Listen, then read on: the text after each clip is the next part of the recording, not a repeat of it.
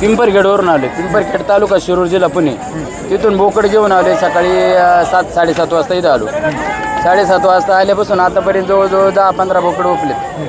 बोकड्याची किंमत आता जवळजवळ 60, 65, 40, 45 पासून पुढंच बोकड्याची किंमत होती आता. तर आतापर्यंत बोकड ओपले तर अजून भरपूर बोकड शिल्लक आहेत. आम्ही सांगलीवरून आलो आहे.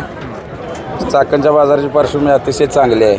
मार्केट चांगलं आहे. त्यामुळं आम्ही इकडं आलो आहे. आमची खरेदी विक्री चाकणच्या बाजाराला अतिशय चांगल्या पद्धतीने होत्या म्हणून आम्ही चाकण बाजारला बकरीसाठी येतो.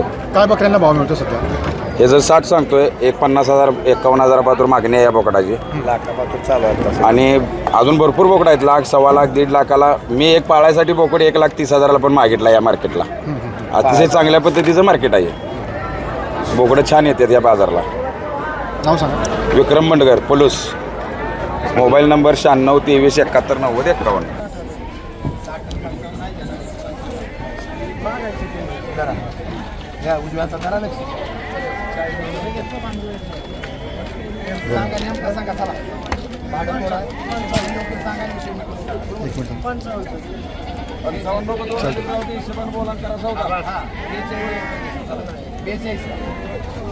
बर 43ला चला. 43ला काय नाही, 45ला सौदा झाला.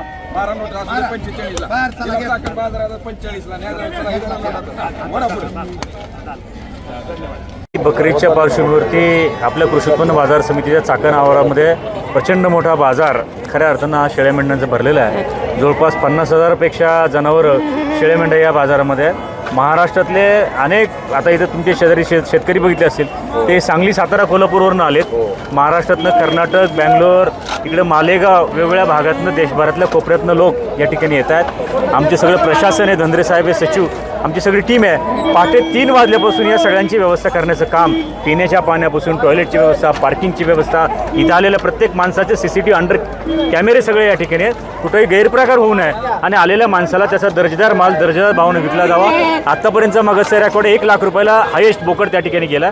पण यांनी 1,30,000 मागितला, तो मिळाला नाही. हे 1.5 लाखापर्यंत हायेस्ट त्या ठिकाणी आहे. आणि ॲव्हरेज रेट 50, 60, 40, 35, 50,000 त्या ठिकाणी आहे. सगळी व्यवस्था कृषी उत्पन्न बाजार समिती नेट करत आहे. आणि महाराष्ट्रातल्या कानाकोपऱ्यातनं लोक अतिशय चाकणचा बाजार म्हणून उत्साहाने त्या ठिकाणी येतात. आणि तो दर्जा कायम ठेवण्याचं काम बाजार समितीच्या वतीनं सेवा सुविधा देण्याचं काम आम्ही सगळी मंडळी, सभापती, प्रशासन आमचं साधारणपणे 8 ते 10 कोटीची उलाढाल ह्या बाजाराला त्या ठिकाणी मिळेल. पुढचा बाजार देखील 10-12 कोटीचा उलाढालीचा देखील होणार आहे.